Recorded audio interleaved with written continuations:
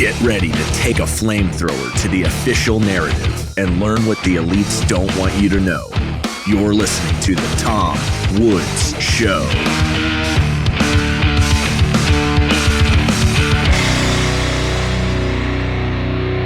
Hey everybody, Tom Woods here, episode 2503. Delighted to be joined by Congressman Thomas Massie, a Republican from Kentucky.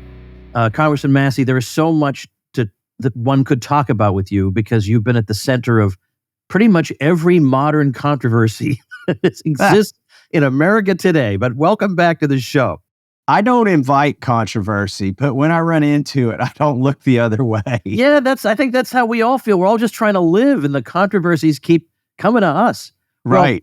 Well, I watched your interview with Tucker Carlson, and one thing you said really stuck out to me, and it resonated with me, which is Tucker was asking you, do you think members of Congress are being blackmailed? And that accounts for why they have no spine or why their opinions change on a dime or whatever.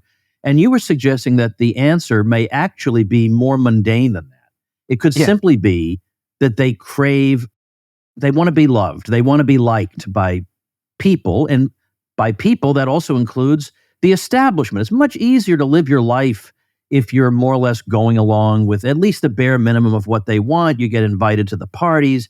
You don't get denounced all the time. I mean, it would be tempting for anybody to soften a little bit in exchange for recognition. And the reason that resonated with me so much is that one of the things I've written about you in my email newsletter is that you seem impervious to this, so that on the one hand, you get Trump angry, but on the other hand, you will be the one who defends him the most against the Russiagate claims or the crazy convictions or whatever.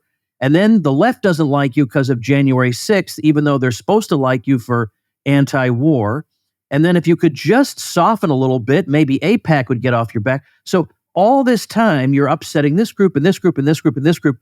Most of these groups should like you at least a little, and you're constantly keeping them on their toes. And I feel like it must be especially frustrating when you're the best guy we have by far, and yet Trump people have been kind of led from time to time to think that rooting against you is the right thing to do. Good thing you don't want to be liked, or you don't care if you're liked. That's what I mean to say. Rooting against me is like shorting Tesla stock. In the long run, it's not worked out for anybody. No. And on the January 6th stuff, yeah, I've exposed a lot of the pipe bomb shenanigans. But remember, and I'm saying this tongue in cheek, I voted to certify the fraudulent elections. I wasn't part of the January 6th.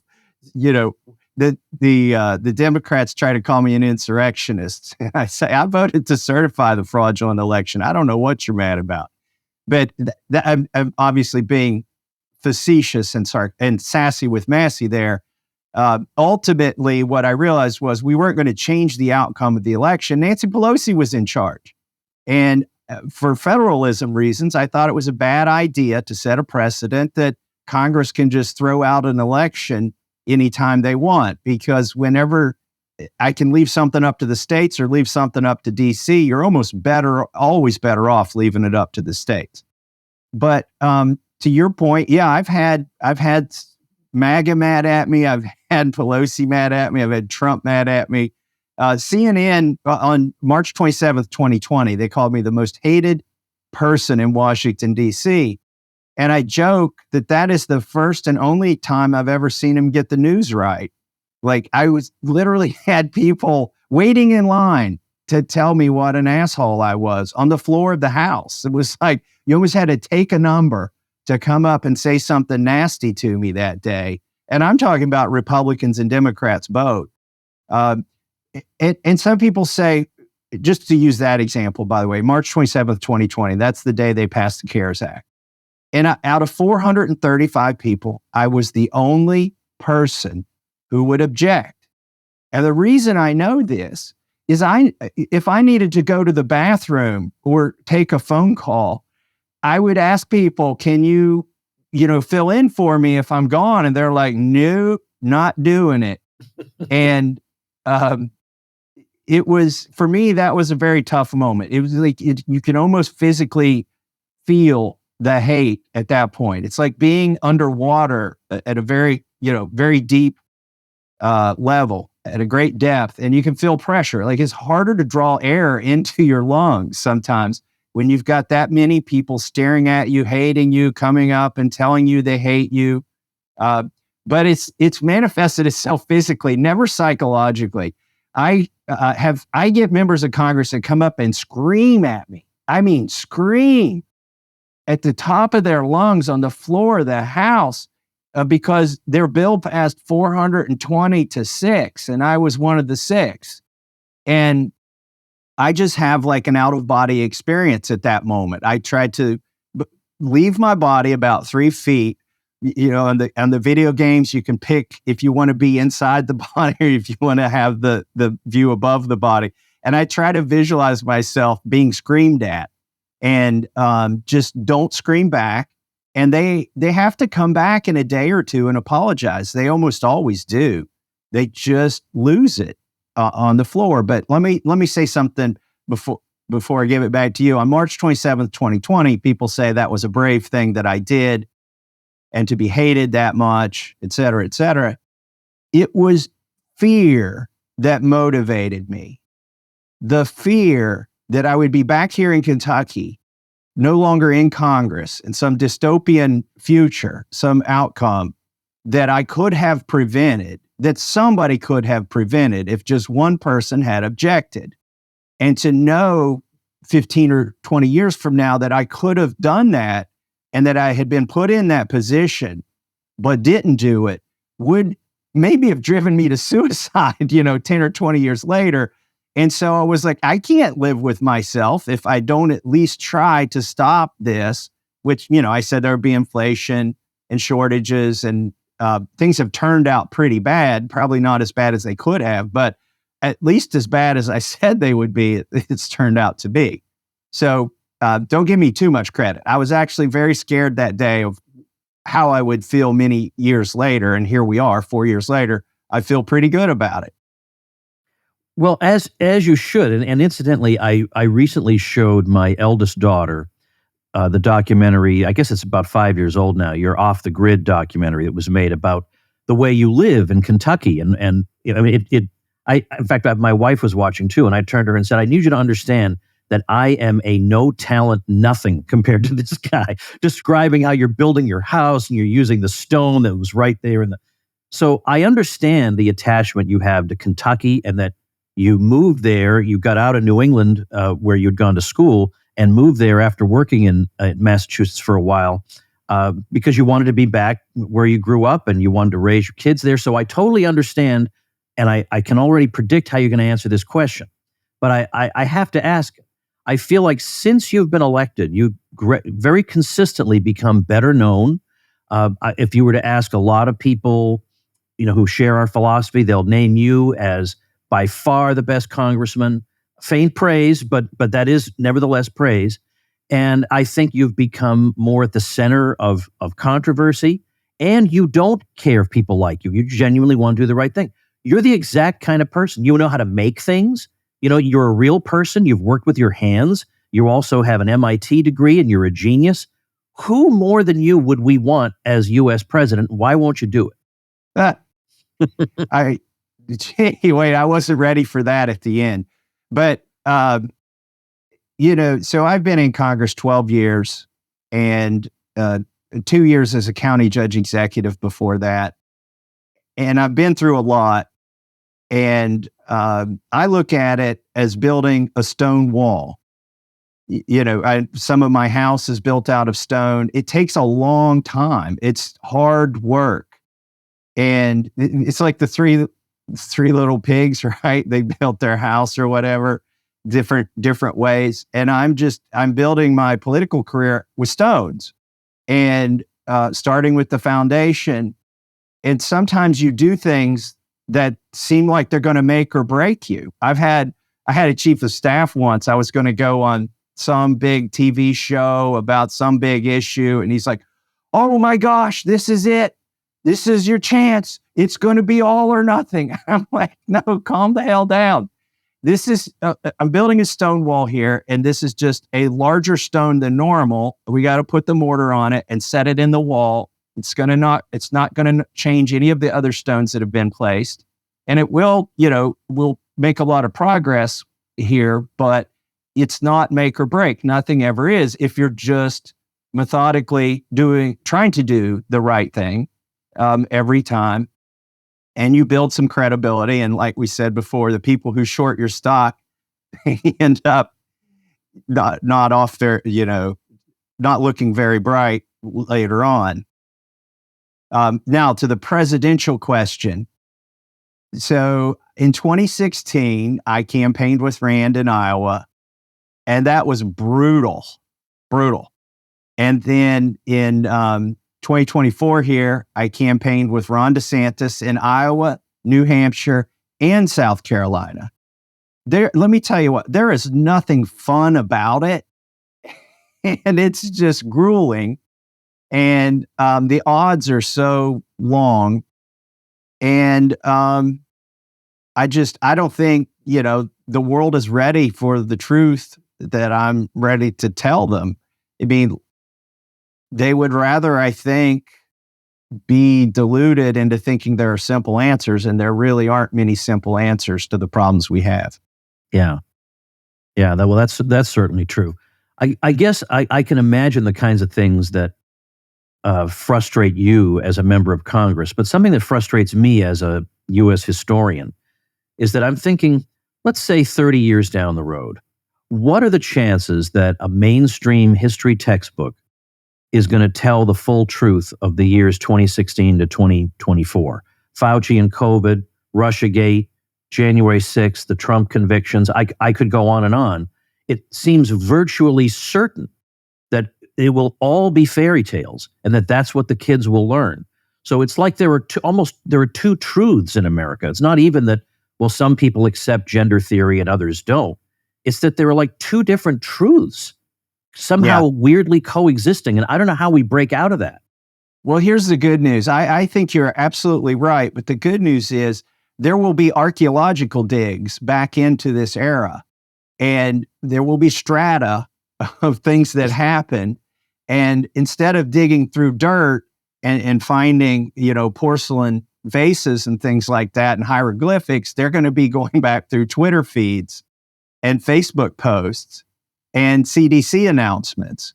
And it's hard to erase that stuff. In fact, that stuff may be more permanent than the artifacts we find from 2,000 years ago under the dirt. They may last even longer. And I'm sure there will be efforts to erase history. It in some ways may be easier if it's digital and you can control people, but I think there are just too many copies of it. It's almost like blockchain. People are archiving it and keeping copies. And so that's the good news in this era where even the stupid things that I've said are forever ensconced in our digital archives. So people can go back and decide whether that version of history is correct or not. And in fact, AI can do that. You could have AI 20 or 30 years from now, if it's not completely co-opted by the government and the corporations. If everybody's got their own AI, you could say, please go back, look at everything from 2016 to 2024, and given what you know about me, tell me the story of what happened. Hey everybody, Father's Day is just about upon us, and what are you going to get for dear old dad? Well, how about getting something that stands out, that isn't the same old thing, and let's face it, is actually something he really wants. The unforgettable experience of Omaha Steaks. Omaha Steaks, which here in the Woods household we've been eating for a dozen years or more, has some great hand-selected gift packages starting at just $99. And when you use promo code WOODS at checkout, you'll get $10 off your order. Choose from premium proteins like the juicy pork chops, air-chilled chicken, and beefy burgers. It's a great gift, an unusual gift, a creative gift, and of course, a delicious gift. But time is running out. Visit omahasteaks.com today and shop packages starting at just $99. And when you use my promo code WOODS at checkout, you'll get an additional $10 off. Order now before it's too late. What concerns you most right now other than the debt? Well, Why do you ask a question like that and take off my biggest concern right off the table? Because we already know. If we already know that one, I'll tell you what my current one is. Because my current one, let's hear yours. Which is not the biggest issue in the history of the world, but I feel like the conviction of Trump on the quote 34 felony counts, and the weaponization of the legal system, I find that profoundly disturbing because of what it portends for the future. Now, is it worse than what's going on in Ukraine? Probably not, but it's more recent than that, and it's got me very, very concerned. I think ultimately he's going to prevail. Maybe I'm placing too much faith in the Supreme Court. I think right now the process is the punishment, and so the weaponization. Whether they get a conviction or not, they're going to be smug and satisfied that they drug him through this. And so that is troubling. A lot of people have lost faith in the institutions in this country, but I'm beginning to wonder if that faith was always misplaced anyway. Yeah. So maybe it's not such a bad thing that we're lancing the boil here.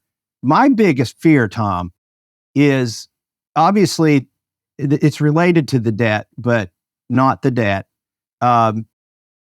Obviously, the music can't go on like it is forever.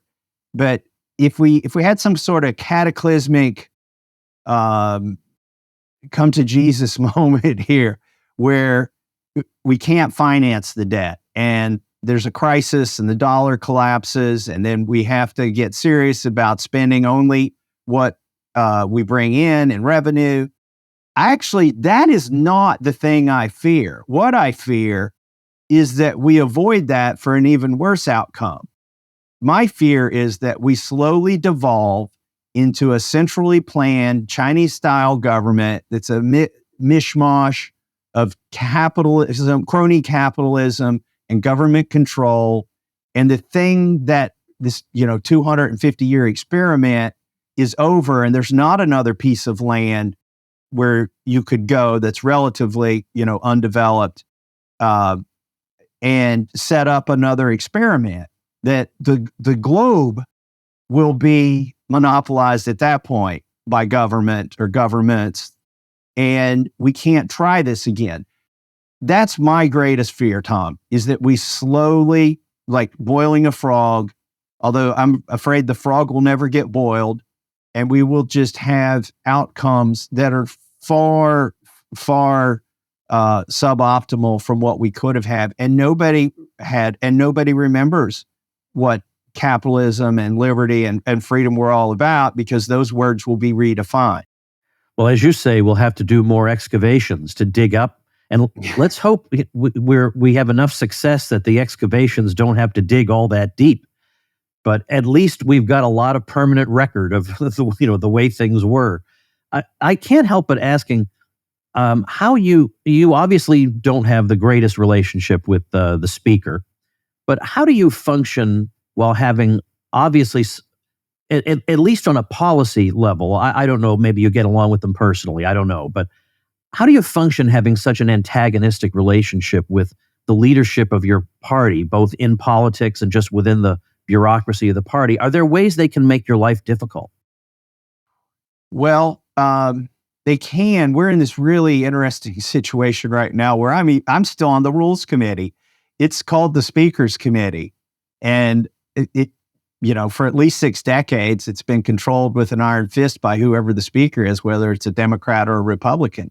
In fact, the ratio is 9-4. There are 9 majority members and 4 minority members, so that you could have several defections on any given day. A couple defections and one person doesn't show up, and the speaker still wins the day. It's and I'm still on that committee. I joke, there's another congressman, I don't want to say his name, he's from New York. He keeps going on the news saying I should be kicked off the Rules Committee. It's such a disgrace that I'm still on the Rules Committee. And I just go up to him and I say, redouble your efforts. I've tried everything I can to get off this committee and I'm still stuck on it. And I appreciate your help, but it's not working. And in fact, I have to go back to Congress a day early. I'm going to go back tonight instead of tomorrow. Most people are going back tomorrow. I'll probably go back tonight so that I can be in that Rules Committee hearing that's going to start in the morning. So we're in this weird situation, Tom, where the minority is so slim that they're almost afraid to even use strong words against anybody, because maybe they quit Congress and, they just throw their hands up and leave, and now you're in the minority. So it's kind of funny. Everybody is sort of you can get away with anything. I don't actually like the situation we're in. You've got all these gangs that form, and a gang is only 5 or 6 people. There was a New York gang that demanded a vote on the state and local tax deduction, trying to restore that for parochial reasons. There was a gang that formed of the Intel Committee to get FISA reauthorized without a warrant. There are gangs that form because the minority is so slim, but we're almost at the point where the minority is so slim that they can't really punish one person too much. But also, laying that stone wall, I've got some credibility and can still, even if they took me off every committee, I could move the narrative in Congress at this point, I think. And the other thing I would point out is, if they took me off of the Rules Committee, at least under Kevin McCarthy, I was sort of the canary in the coal mine, and I helped them avoid some obstacles where they would have been blind. They would have been flying without instrumentation and flown into the side of the mountain. Now, Mike Johnson doesn't care anymore, so he's pretty much ignoring the conservatives who are on the Rules Committee. But I would say under Kevin, even though I didn't vote for a lot of the bills, I was able to tell them where the rocky spots were and help them avoid some of that by making some concessions to conservatives in some of these bills. So I guess, I'm still there. It's hard for them to get rid of me. Now, people on the outside are trying to get rid of me. AIPAC spent $400,000 against me this election cycle. They're just burning their money at this point, but I don't know. I'm still here. Some of the people that have hated on me aren't in Congress and are never coming back, like Liz Cheney and Adam Kinzinger. Max donated to my primary opponents in 2020 because of my opposition to the COVID nonsense, and because they thought they could, it was a good chance to get rid of me. Again, don't short Massie stock. Well, I think a lot of people who listen to this show have some interest in your End the Fed bill. So I think I would be remiss not to bring that up, at least briefly. If that bill ends the Federal Reserve, does it then lay out what Plan B is? Well, some people say, what do you replace the Federal Reserve with? Well, what do you replace a tumor with when you get it out of your body? You don't replace it with another central bank. There's some people that have suggested that the Fed would be okay if they had an algorithm for their decision about how much money, I think it's called the Taylor rule, for how much money you add. Yeah. I don't think that's the fix. Good. Basically, you should go back to some form of sound money. And whether that's backed by gold or whether it's Bitcoin, some, modern digital form of that, I don't care. I'm not trying to prescribe what that should be. But one thing is clear, it's going to be a lot harder for this government to do deficit spending and to fund all these wars if the Federal Reserve does not exist. Now, it may be nearing the end of its useful life already. I feel like they've pulled on so many levers, but all of those levers are connected not with a rigid linkage, but with a rubber band to the economy. And they've got so many of those rubber bands stretched right now. Like, I don't even think they have much control over interest rates at the moment. They could probably stretch that rubber band a little bit and move it down maybe 1%, but I don't think they can absolutely control it at this point, because you've got foreign sovereign funds who are saying, we don't like your bonds and your treasuries at 4%. We want 5%. And what are you going to do when they say that? Well, you can print money and you can try to make up the difference that way. But now you're going to fuel inflation. And so now you got to try to pull the interest rates up again to balance that. So I think they're kind of at that spot where all the rubber bands are stretched out. And it's going to be interesting to see how they get through this. Meanwhile, we are sanctioning more and more countries as time goes on. Like we've sanctioned Russia, we sanctioned Iran. I mean, these are not giant economies, but they're not small economies either. And we're sending a signal when we, for instance, seize Russia's assets, when they bought some treasury instruments. And we're saying, well, we're just going to take all that, take it off the ledger and just keep it. Well, that diminishes China's appetite, for instance, to buy our debt when we start playing those games. And then when we sanctioned Russia, as Putin said, if you made it through his first hour of the history of Russia, but if you made it through the first hour of that interview with Tucker Carlson, you saw Putin say, well, you know what? He said, before you sanctioned us, 70% of our transactions with other countries were in dollars. Now it's, I don't remember the exact number, but it was less than 20% of their transactions are in US dollars with other countries. And that's hurting ourselves too. So I think they're sort of at the end of their rope. They've stretched all the rubber bands. And the simple answer, Tom, is you replace it with sound money and sound monetary policy. There are a whole bunch of books that have a chapter on how that transition might be made. By the way, Rothbard talks about a plan, George Reisman, Henry Hazlitt. There's a whole bunch of G. Edward Griffin, whole bunch of people talk about how that transition might work. But the very fact that we're even talking about this demonstrates that sometimes the Overton window extends in our direction. I mean, as we all know, nobody was talking about this before Ron Paul, in politics anyway. And now it's become kind of almost chic for the odd Republican here and there to say, hey, there is a problem with the Federal Reserve. And I do want to say here with people watching that I think I have been right on a lot of things, but I like to admit when I'm wrong. It's a good quality. It's a rare quality. And I'll say that when Dr. Paul ran his first GOP presidential campaign and he was emphasizing the Federal Reserve quite a bit, I wrote that he probably shouldn't do this, that this is a very technical topic the general public has no interest in. Thank goodness he doesn't listen to me, is all I have to say. What a mistake. The window has moved, and let me give you some specific measurables here. When Ron Paul left, we did one reintroduction of End the Fed without Ron Paul. And it was introduced by Paul Brown, and it garnered two co-sponsors, myself and Ted Yoho. Now, Paul Brown and Ted Yoho are no longer around, and we did that for one more Congress after Ron Paul left. We went for a decade without anybody introducing a bill to end the Federal Reserve, and which is kind of remarkable because there are a lot of copycats in Congress, right? I mean, I've done a lot of R&D. I call it rip off and duplicate. If I see a good idea, I'll rip it off and duplicate it. There's no intellectual property in legislation. So we'd gone 10 years, and I said, you know what? Like, the things that Ron Paul said would happen have now happened, okay?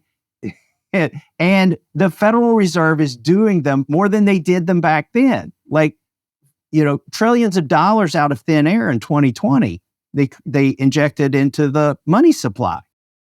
And we've got inflation, we've got, that's tamed down a little bit. We've got high interest rates, and there's a loss of faith, as we said before, in the institutions of this government. And I was actually listening to an audiobook by Saifuddin Ammous called The Bitcoin Standard.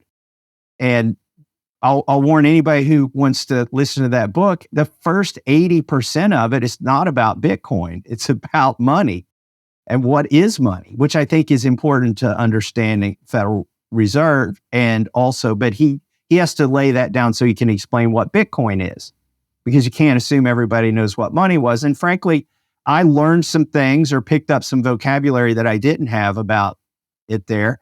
And I was listening to that tape, and I'm like, it is way past time to reintroduce a bill to end the Federal Reserve. And so I put it in the hopper, and I thought, man, I may be the only one. Maybe I'll get 2 or 3 co-sponsors, but I don't care. This needs to be done. I got 24 co-sponsors.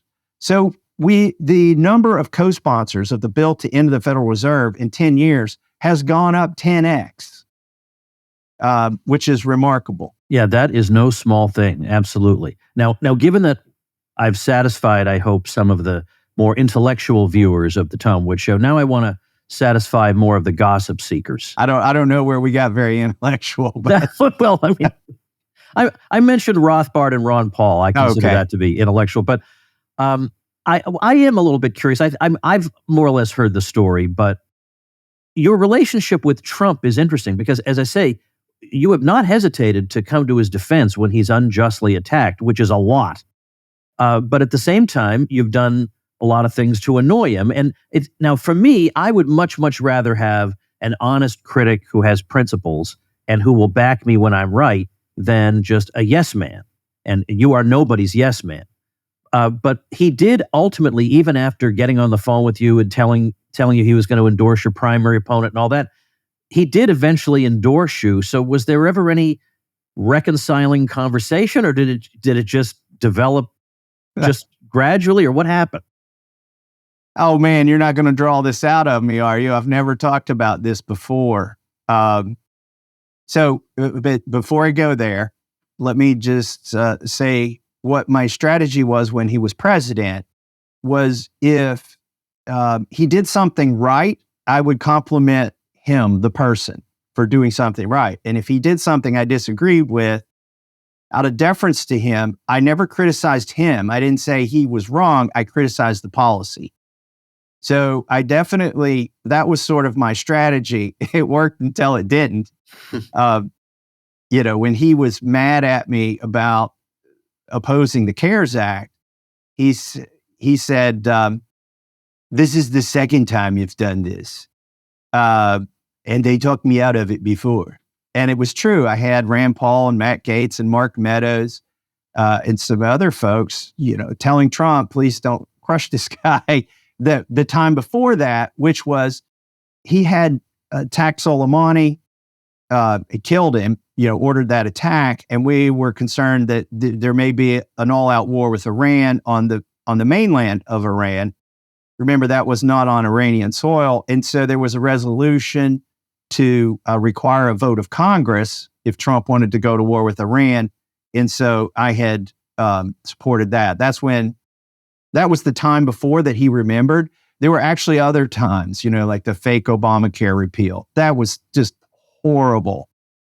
And the Freedom Caucus opposed the fake repeal of Obamacare until they got a little provision in it. It basically said, okay, well, we're not really repealing Obamacare, but we'll let the states repeal it individually if they want to. That was the concession that got the Freedom Caucus on board to vote for the fake repeal of Obamacare. But I never came on board on the fake repeal of Obamacare.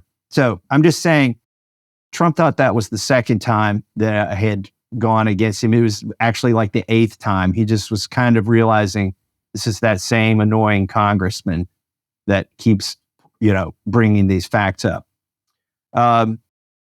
So I was so I won my primary within 8 weeks of the CARES Act, 81 to 19. And 2 years later, I had somebody else running against me who said I wasn't MAGA enough. And she couldn't run to the right of me. And Kentucky has closed primaries, so she couldn't run to the left of me. So she ran to the Trump of me. And she went down to Mar-a-Lago and spent $20,000 and was part of that whole scene and got her picture with Trump and basically put herself out there as the Trump candidate. Now, he hadn't officially endorsed her, but he was like 53-0 on endorsements. And I think there was some concern that she was going to be put on the loss ledger because he had been notoriously against me before. And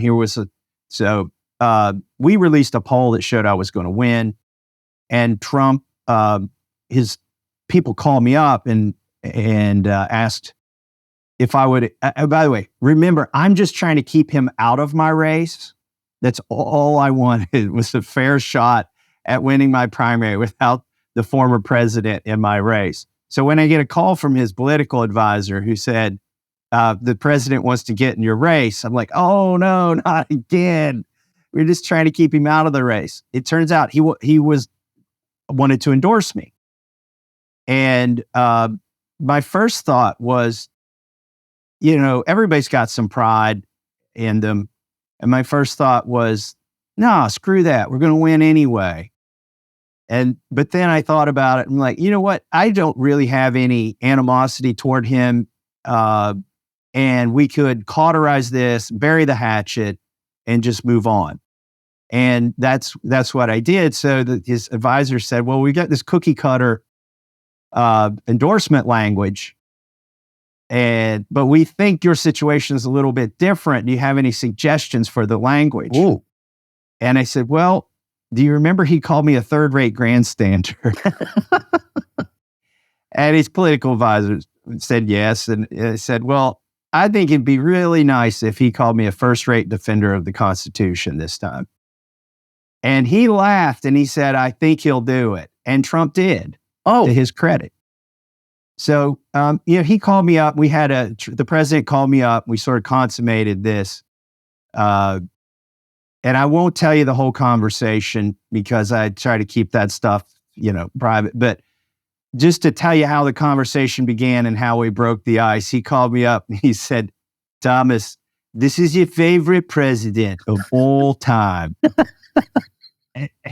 And I said, you are my favorite president. And he said, well, you've come such a very long way since the screaming at you. That's sort of how we eased into it. Where it wasn't, we just buried the hatchet. Yeah. So we moved on. There was a lot more to that phone conversation that I won't get into just out of respect. No, of course.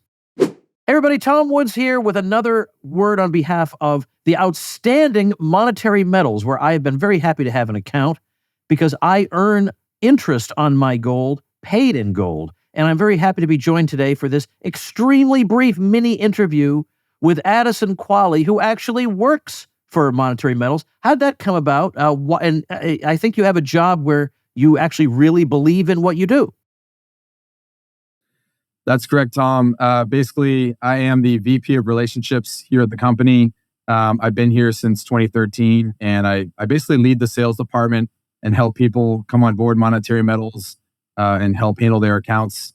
I've always been a big fan of freedom. Somehow along the way, was a fan of freedom just from high school. That really kicked up a notch when I started following your show in 2013. And I was working at a gold company at the time. I came to understand that gold is honest money and a very good thing. And when I learned about Monetary Metals back then, around 2016, it just seemed like something that could really change the world for good. If you can earn interest on gold and finance in gold, that is potentially world changing, and you can get gold to come back into the monetary system. So that really excited me. I jumped ship from my old company. I joined Monetary Metals back then. And, one of the exciting ideas we had in our head was, at the time, Uber was kind of taking out the New York City taxi cabs, and Uber had gone viral. And we thought, if interest on gold, if earning yield on gold could go viral, maybe that could become a legitimate alternative to the dollar. And we're excited to be growing a lot since then. The company's grown by leaps and bounds, and it's been a very exciting journey. Well, I'm very glad to be able to be a very small part of it. So find out more and join me. Open up your own account with Monetary Metals. Head over to monetary-metals.com/woods to get more information. That's monetary-metals.com/woods. Well, I appreciate hearing that story. Well, look, I know you're going back to the Capitol tonight. So let me just say, let me just ask, well, first of all, my wife will kill me if I don't say to you, she wants me to thank you. She says he's saving our country. So I want you to know my wife loves you. But the other thing is, we see you doing all this work all the time. I mean, you questioning witnesses, speaking on the floor, defending unpopular positions, doing things for us. What can we, as people who support you, do in return? What can we do for you? How can we amplify your voice, or what would you like from us? Well, first of all, one of the reasons you see me all the time is I spent a decade trying not to get kicked off of my committees. And in this Congress, through a sick twist of fate, I ended up on 4 committees. And I even tried to get off of some of these committees, but I say I ended up with too many credit hours and I missed the drop date. So that's why you may see me on Transportation Committee, Rules Committee, Judiciary Committee, Weaponization Committee. You may be thinking I'm switching committees, but anyways, but I don't mind it. I do not mind it. It's a chance. When you get good witnesses in there, it is a chance to say what the American people want to be said, but isn't getting said.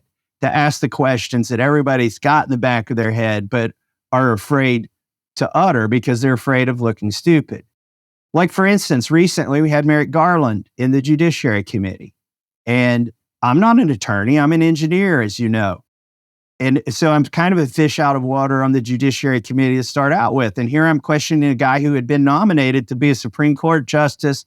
He's the Attorney General. And I thought, well, let's ask him about the Constitution. And is Jack Smith's position even constitutional? Because it seems to run afoul of the Appointments Clause. And so I asked that question, and actually he didn't have a good answer. The Attorney General didn't have a good answer.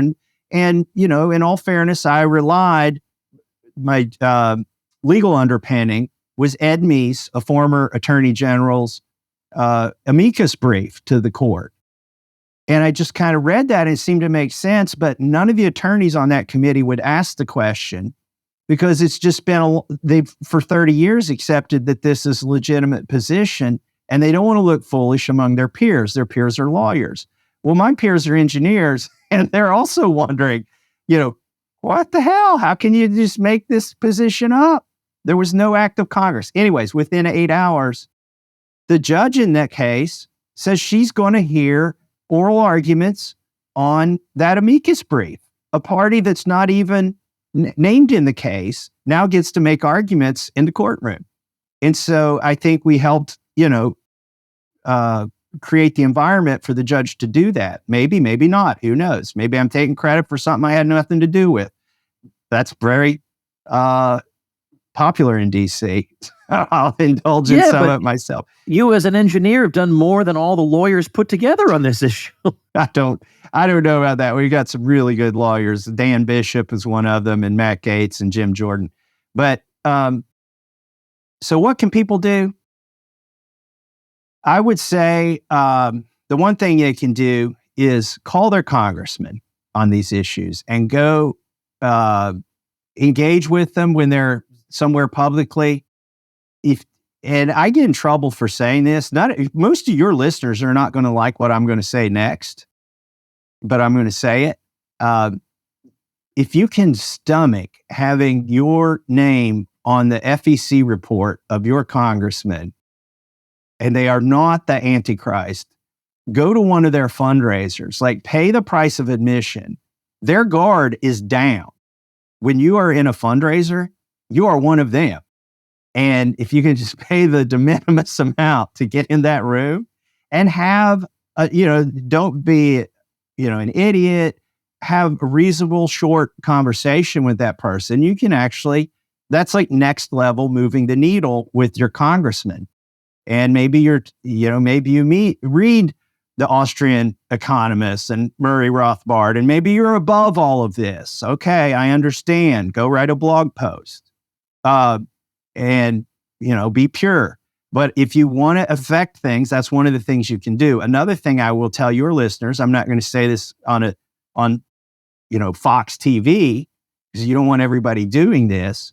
But when you call your congressman, let's say you're talking, and by the way, you should call. I know we're a lot of us engineers, and maybe some of your listeners are introverts, and you'd rather write a well thought out email or a letter and send that and not have to interface with the person. Well, guess what? A lot of other people are that way too. And if you are willing to talk to a human being, your congressman and your 2 senators have human beings on the other end that are only going to get maybe 6 phone calls that day out of 750,000 people a U.S. representative represents. So I would say, don't become a frequent flyer. Don't call every day. But call your congressman every now and then. And if you want to get past the intern level of interaction, just politely ask, who is the congressman's legislative staffer who handles monetary policy? That's kind of like or you can use the term legislative assistant or legislative director, but you could say, could you let me know which of the congressman's legislative assistants handle monetary policy? And could I talk to that person? I'm giving you like the keys here to the locked door. And the receptionist is probably trained to answer that question. And they will tell you who that person's name is. And you could maybe be asked to be transferred to that person. Now, you need to be ready to have an intelligent and polite conversation. The yahoos who are calling up and cussing out and saying, I'm never going to vote for this person again if he doesn't vote this way, they're not going to know how to do this, thank God, because we don't need our staffers harassed any more than they already are at the front level. But if you ask that question, I think there's a 50% chance you're actually going to get to the person who is writing recommendations for the congressman's votes as they walk to the floor and have to vote on bills, or who the congressman's staffer who is going to recommend co-sponsorships of bills to the congressman at a weekly meeting. So there you go. This is, if you made it through the first 30 or 40 minutes, however long we've been on, to get to this part, you've earned it. And now you've got a secret code to get in but use it. You've got to use this responsibly. And hopefully other congressmen aren't seeing me tell you how to do this. Well, obviously you should be calling only your own congressman because they don't care about somebody somewhere else. That's one thing. You got to be a voter. But three phone calls. Phone calls. Don't make any more than 3 phone calls. Okay. You have 1 congressman and 2 senators. Do not call Mike Johnson. Do not call Nancy Pelosi. Right. You don't. It's just not going to. You're just wasting everybody's time, including your own. And by the way, in parentheses, I'm surprised that there's somebody who would, maybe that's not his only area, but there's somebody specifically assigned to handle issues of monetary policy. Because I would think that up till recently, everyone would have thought of that as a non-political thing that the experts and technocrats at the Fed handle.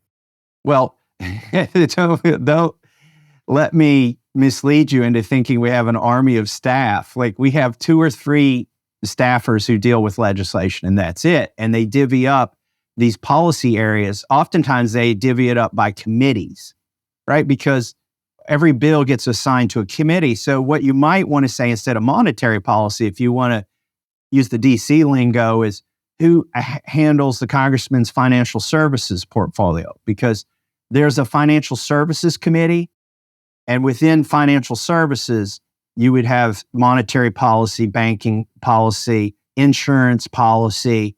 So you might actually be better to say who handles the financial services committee material for the congressman. And again, there are over a dozen committees in Congress, and we've got 2 or 3 staffers. So each staffer is going to be handling 6 committees and infinite number of legislative issues. But they typically have within the office delineated who's going to cover what. And in my case, like science committee stuff, I just handle that myself. They might put you through to me if it's who handles the congressman's science committee. Technology. Yeah, I always wondered about Ron Paul having an advisor on foreign policy and monetary policy. I'm pretty sure the man himself knows what to say. Well, that would have been Ron Paul or his chief of staff. Yeah. At sometimes, you've had to be pretty sharp on that, I think. But also, Ron Paul was on Financial Services Committee. And I think toward the end, he was a subcommittee chairman or close to it. Yeah, I testified in front of that subcommittee. Great. Yeah. So, I'm pretty sure it was himself, And if your staff doesn't really prepare you for this committee hearings, the committee staff, of which there are quite a few, there are a lot more resources assigned to the committee than there are to the congressman on any given issue. they will give the congressman like sample questions, which sometimes I find helpful. They think to ask things that haven't been asked, but usually I tell my staff, come on, we got to come up with our own questions. Yeah. Here. And that's where we get the good stuff. Yeah, sure. Well, so one other thing people can do for you is follow you on Twitter or X at Rep Thomas Massie, and it's Massie with an IE. So Rep Thomas Massie. I'll put that in the video description and on the show notes page.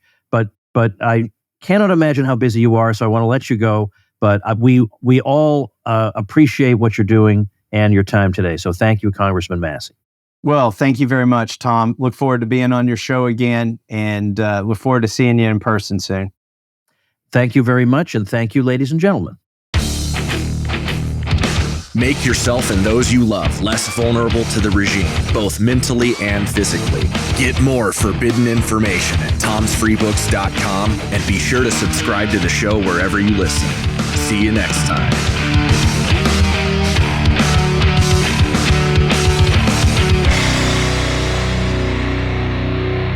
Like the sound of The Tom Woods Show? My audio production is provided by Podsworth Media. Check them out at podsworth.com.